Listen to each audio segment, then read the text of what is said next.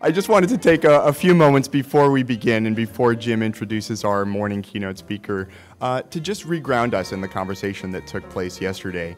I think that Dr. Ross set an excellent tone, I think, in framing the conversation yesterday and managed to cover so much ground, and it's worth repeating for anyone who was not here, that he talked about what I think will be what has become a real through line for this forum, which is the idea that in order to be effective, place-based initiatives do need to be situated in larger economic forces and in public policy contexts. And he was very candid in describing how an entire institution can be dismantled and reorganized around that dual challenge, and as well as the challenges that have arisen as a result. Throughout the day, we started with theory and practice. As I often say, one of my favorite Italian proverbs is that all things begin in poetry and end in real estate. So we started in kind of the theoretical realm and talked about some of the big picture thinking and ideas shaping place-based initiatives and sort of the spreading of the changing geography of poverty and what that means and the need to go after root causes that affect specific communities and neighborhoods and geographies.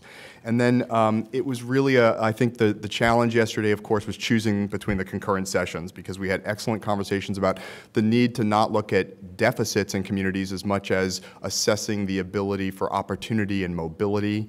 There was a session on the role of the market and how communities can intelligently and strategically access regional and national economic opportunities for the benefit of their neighborhoods and communities. A provocative conversation about the role of the evaluator as real partner in thinking through the underlying assumptions for an initiative. And in the afternoon, we spent a great deal of time delving into the realities of implementation and what it looks and feels like to choose neighborhoods and form partnerships and the power of funding relationships and leadership development. And again, another embarrassment of riches, I think, in terms of the afternoon concurrent sessions, looking at rural communities and Native American reservations that represent so much poverty but are often kind of left out of this conversation of place-based initiatives. A thoughtful conversation about how funding streams and influences can be balanced within and across the philanthropic and public sector, and the kinds of structures and leadership styles that are required to do that. And then finally, a conversation on civic capacity, which I thought was fascinating in the sense that we've, although sometimes I feel as though we've talked about resident engagement so much, and in a way I think this has been one of the most thoughtful revelatory aspects of this forum, is that we're getting so much more sophisticated and reality-based about what the role of residents can and should be, not only in shaping place-based initiatives, but in participating in the benefits of them. Today, we are actually going to take this one step further, and we're going to have a series of what I would consider existential conversations, and really step back and put ourselves in the reality of this world economy that we're living in, and looking at the role of corporations, and if market forces really are so important, what does that mean for big institutions like Bank of America? And then asking ourselves some hard questions in a series of panels led by Rip Rapson around, are we really focusing on the right things? And I think at this point in a forum, it takes a certain amount of courage that I'm asking of all of us to say, based on what we've talked about, do we really, how important is place as a social change strategy? So that will be very, hopefully, eye-opening. And then finally, we'll hear some final words from Henry Cisneros, who's been part of this conversation from the beginning. And I will say that if there's anyone new who joined us, this is not a one-off conference. It's the culmination of a year-long inquiry that involved a series of discussion groups around the country and some writing, the monograph that hopefully you all had a chance to look at. And I strongly suspect that there will be some continuing conversation that flows from this as we move forward. And I think I have felt it very much in the quality of the conversation. You've all moved very quickly with each other, finishing each other's sentences, and I think it really shows the benefit of the investment that Jim Ferris had the vision of from the beginning. So I'm going to turn over to Jim now so that he can introduce our keynote speaker, and thank you. This is a real treat. It's not every day I get to introduce a resident of Charlotte, North Carolina. And those that know me, I have a soft spot in my heart for anything from the Tar Heel State. But it's my pleasure to introduce Andrew Plepler, who is Bank of America's Global Corporate Social Responsibility Executive. So what does that mean? In that role, he oversees the company's global approach to advancing the countries, regions, and communities it serves through socially responsible business practices, programs, policies, and direct investments. He is the senior executive at Bank of America responsible for engaging with consumer and community groups on critical consumer issues, developing the bank's consumer policy positions, and leading its philanthropic community development, employee volunteerism, and environmental and cultural initiatives. I'm surprised you could be with us today if you're doing all of that. But he and his team at Bank of America drive the company's progress towards its $1.5 trillion community development, lending, and investing goal, its $50 billion environmental business goal, and its $2 billion philanthropic investment goal. Please join me in welcoming Andrew Plepler. Thank you, Jim. It's a pleasure to be here, and thank you, Elwood.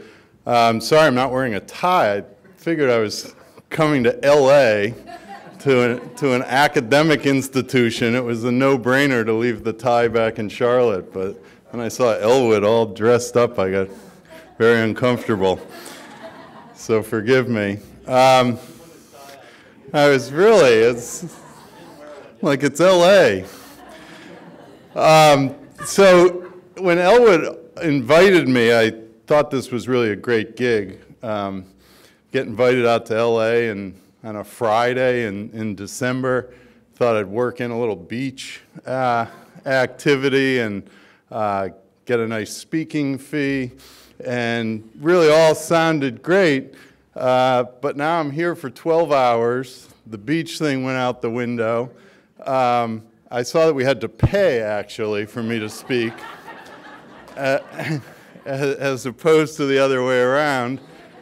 But I'm here, so it didn't quite, and I had to read an 82-page monograph on the plane, so it wasn't quite what it was cracked up to be, but it's great to be here. I really do want to talk about the role of corporations. I think this is a pivot point in society, and it's actually a great time, I think, to be participating in a conversation like the one you're having for a day and a half. Because we have done at Bank of America certainly a lot of reflection coming out of the financial crisis on what is our role in society. And obviously there was some real sober and honest thinking about that, and how we will play a role in many of the initiatives that you guys are all talking about is really an important conversation. And we think that on our best days, we can be a great partner in these efforts, but it's going to require a conversation and a lot of humility to think about where we've been and how do we harness the best of what we offer going forward. I think that's the silver lining of the financial crisis, is that conversation has occurred not just at our company, but at corporations across the globe. When things aren't done properly, and when things aren't done in the tradition, I think, that we all hold ourselves to as responsible companies, you can decimate decades of progress, particularly in low-income communities. And you can do all the philanthropy in the world, and you can do all the volunteerism in the world and talk about it, but if the business side of the company doesn't get things right, none of these efforts will be successful over the long term, and that's what we've seen. And so how do you learn from that experience is an honest conversation that I can assure you is taking place certainly in our company. And I think one of the rewards of my role, I think more than some of the numbers that Jim alluded to, that's great stuff, and that's fun work to do in the philanthropy and the community development lending and investing and the environmental initiative. But the real core of the role right now is working with the lines of business about how do the things that we do as a company affect the communities where we live and work. And that's a much more honest conversation today than it's ever been in my 11 years at the company. And I think that is the thing to capitalize on going forward. It's the silver lining, in my view. What I keep telling people of the financial crisis is I'm sitting at tables in the company that I would have never sat at 10 years ago, with our partners in mortgage and our partners in consumer and our partners in global banking. I like to tell a story that 8 years ago when I came to the company, I got on a telepresence with a bunch of investment bankers. Somebody thought it was a good idea for me to come talk about philanthropy and all the great things. And every one of these guys, and they were all guys, I might add, were on their BlackBerry. And they really weren't listening. It was a fairly humiliating experience as I was giving what I felt was a really compelling presentation about all the great things we do in communities. And it was a complete disconnect. I mean, I think it's honest to say. And I think today, I sit with people in the global banking group and the investment banking group, and they care about this conversation every bit as much as somebody sitting in a branch, somebody sitting in the mortgage company. And I think I'll get to a few of the reasons why I think that is. But that's the very healthy conversation that's occurring. And I think it bodes, there's a note of optimism there to what that bodes for the future in low-income communities. So, you know, we talk about our purpose as a company, and Brian, every time Brian Moynihan talks about the company, he talks about the purpose to make the financial lives of our clients, customers, shareholders, and communities better. And if you don't get the business practices right, that's rhetoric. And so the challenge is, how do you marry that very noble vision for the company? And he talks about it every town hall, every time he's with a group of employees. He reinforces that that's the purpose every day that people ought to get up and think about. But you got to have the reality match the rhetoric, or that becomes really becomes nothing more than marketing. And so what we've done at the company, and I think this is not unique to Bank of America, I think it's happening across certainly financial institutions and corporations in general. We have a CSR governance council that talks about internally, that talks about business practices. And one of the more specific things that's happened, and I think this is probably the most impactful thing we've had for low-income communities, is we got out, I won't bore you with the details, we got out ahead of regulation in the industry on overdraft practices. And this was through very much a conversation with consumer groups and advocates, and Michael Rubinger's here and participates on our National Community Advisory Council and was in many of these conversations, so he can attest to what I'm saying. I hope he'll attest to what I'm saying. If not, he's got a grant pending that we'll take another look at. But the overdraft practice, I mean, this is something that is hundreds of millions of dollars. The investor relations people don't like me talking about this, but they're not here, so don't tweet it. But this was real revenue at the company back in 2010, where we basically said we will not allow people using our debit cards to overdraft at point of sale. You'll simply have the transaction declined. It was a huge step. It was other institutions did not follow us, and therefore there was a real gap in the revenue for several years, where Brian would literally go on investor calls and they'd be like, you know, you're nuts. And Brian put a stake in the ground that this was a bad practice, this was a bad experience for the customer. It was real money, particularly for those least able to afford it. And I remember sitting in an internal meeting where he said, I don't want to work at a company that makes money that way, and you shouldn't either. And when your CEO stands up and says that and knows that he's going to get on an investor call when we announce earnings and take heat for it and still do it, and then 5 years later be able to sit and honestly look everybody in the eye and say, we did the right thing for the customer, we did the right thing for the company, and he's got all sorts of metrics as to customer attrition and customer complaints down and what the revenue associated with all that is, that ultimately it was the right call for the company. So you'd make a huge business practice statement, you give up short-term revenue, you literally are putting money in the pockets of those who most need it. And that is more than any grant can possibly do on an individual basis. That is redefining really the business model of the company in a way that has huge impact on the issues that you guys are all talking about. We never offered payday lending at our branches, which was a very controversial topic, again, because we were interacting with consumer groups, understanding the impact that was going to have in neighborhoods. We never went down the road. We had consultants coming in talking about the revenue pools, the revenue opportunity that we weren't participating in, that others were, and we just didn't do it for all the reasons that the way Brian wanted to run the company and the way we engaged in conversations with external groups and actually listened to what we were hearing fundamentally changed the way we delivered products in the most vulnerable communities on an issue that we heard day in and day out was decimating and stripping wealth from those who were most vulnerable.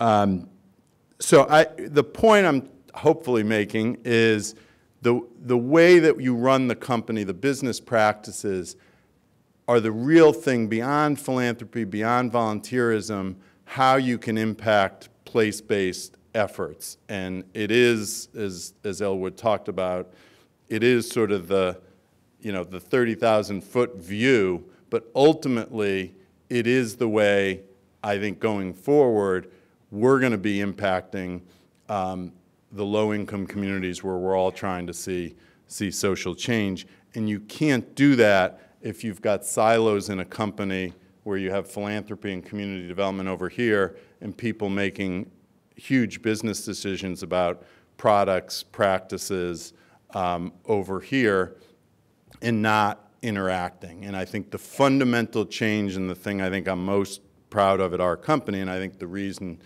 to be optimistic about the future is those lines have now been completely integrated, and I think will continue to be integrated. And then you can have a conversation about how do you harness all the other capabilities of the company philanthropically, how we engage our customer base, how do you harness the size and scale, and you can have a debate about too big to fail, but in some aspects, big can be very helpful in local communities. And when we do a Give a Meal campaign with Feeding America and match 2-to-1 customer donations, and within a month, $2.5 million is raised for Feeding America affiliates, 156 food banks across the country. That's real money and we can only do that because we have reach with customers who want to participate in a partnership like that. We can market and give size and scale and visibility, and then we can provide the financial capability and then ultimately get the money to 156 food banks across the country. You can't do that unless you have really the size and heft of a company like ours. That's where we can be a partner in driving impact at the local level based on what is essentially a global initiative, but delivered at a very local level where we're partnering with literally local-based neighborhood food banks. That's if we get it right, we get the business operating the right way. We then leverage our marketing, our philanthropy, our CDFI lending capabilities. That's when you can then become a partner and have an institution such as ours participating at a local level, and I think really harnessing all the capabilities that we bring to bear.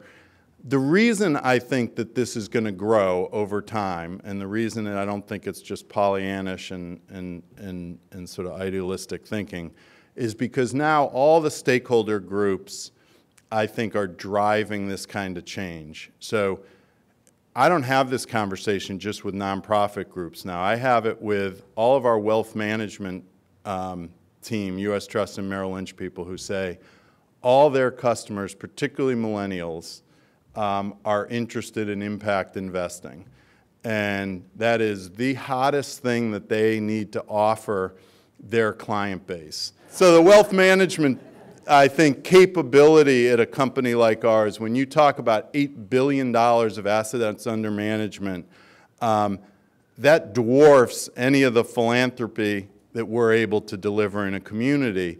And when the wealth management people are coming to me saying, I want to meet with some of your community groups, some of your advocacy groups to understand about women-led initiatives, or now we've got an interest out in climate change, we've got an interest in hunger, we've got all this demand from the investor side, and we need to, create products for those clients that affect these issues. And what I say to people is, we want to be one of the companies that when people think about socially responsible investing, they want to invest in Bank of America. It's not just some solar energy company that you want to think about. My point is to everyone, the reason you want to be on the Dow Jones Sustainability Index is then pension funds and CalSTRS and CalPERS and huge investors are looking at your company as a place to invest who's eligible under these lens of socially responsible companies. That's a huge driver of how you run your company as it pertains to the issues that affect local communities. And so that's just enlightened self-interest. You can get beyond the conversation about right thing to do and all the things that I am positive everyone in this room would break bread over. But then you can go to those same investor relations people and say, this is now becoming a business imperative because there are huge investor pools that are looking at this kind of lens, and those companies that aren't getting with the program are going to miss out on a huge market opportunity. The second piece is just employees. You can't hire today, and you certainly can't retain without demonstrating that you're committed to these issues. And if you look at all the polling data on millennials, and 70% talk about values being more important than financial return and how they're selecting their employer, you are not going to be able to compete for the best talent out there if you're not able to lay out a very compelling and authentic story around what your company stands for, the principles, the values, and be able to actually deliver on it. And you cannot go out and say, oh yes, we do some philanthropy, we do some volunteerism. People see right through that today. These folks are asking about, we have the conversations, do you finance coal? Do you, fossil fuels? Do you, what's your diversity platform around women in senior leadership roles? What's the composition of your board? This is a much more sophisticated conversation than it's ever been, and we have to get out ahead of that from a pure competitive standpoint if we're going to attract and certainly retain the people who we want to be working at the company. So this is, and then the advocacy groups, the last sort of stakeholder group that I always showcase, investors, employees, and advocates, have enormous influence today beyond what they've ever had in the past. And whether it's through CFPB or whether it's through regulators or local politicians, and they are being much more rigorous in the questions they're asking companies. And we know that we cannot be successful if we aren't having honest conversations with advocacy groups who are then talking to our regulators and talking to politicians who have enormous influence over the future of our company. So again, this is not about altruism or idealism. This is about being a successful company. The idealism and the altruism, I believe I have it. I believe Brian at his core believes in all of this, but it makes it a whole lot easier to deliver on a platform based on the principles of social responsibility when you know that you're able to go either to investor groups or to community groups and tell the same narrative. And that is how the company is going to be successful. The more that becomes the defining obligation of corporations, I am incredibly hopeful that the better the outcomes are going to be in local neighborhoods, because these are no longer going to be just philanthropic initiatives. They're going to be, how do we harness the resources and capabilities of global institutions to drive change in local communities? And so if any good came out of the financial crisis, I think it's that we're able to have that honest conversation, and I think we're headed in a direction where our role in the initiatives that you're all talking about is going to be much more intentional and much more robust in the years ahead than it has been historically. And that's, I think, the hopeful note to have this conversation. So thank you for having me. I am happy to take a question or two if the time police allow. And thank you very much. I appreciate it. Chris Cecil with Southern California Grantmakers. Do you perceive that what you're experiencing at Bank of America is true across the financial sector and through other large corporations? Yeah, I think everybody sees the same data about investors and millennials. We did a U.S. Trust survey on values-based investing. 70% of millennials, I think, I may butcher this statistic, but placed values-based investing equal to return. So they don't want to, I don't want to be too Pollyannish about it. They don't want to give up. They're not looking to lose money, but they are looking to have their investing reflect their values. And I think everybody's seeing that data. We're not the only ones. And they're certainly hearing about it in employee recruitment. So these are not, this is not like internal research. This is pretty pervasive throughout corporate America. I think some of us are further ahead than others, and I think that's going to be the competitive marketplace. I like to think we're getting out ahead, and in all seriousness, the way we engage people like Michael on this advisory council is different, I think, than many of our peers. I mean, Brian Moynihan shows up at the meeting, comes in for an hour and says, what's on your mind? Let's talk about the future of mortgage lending.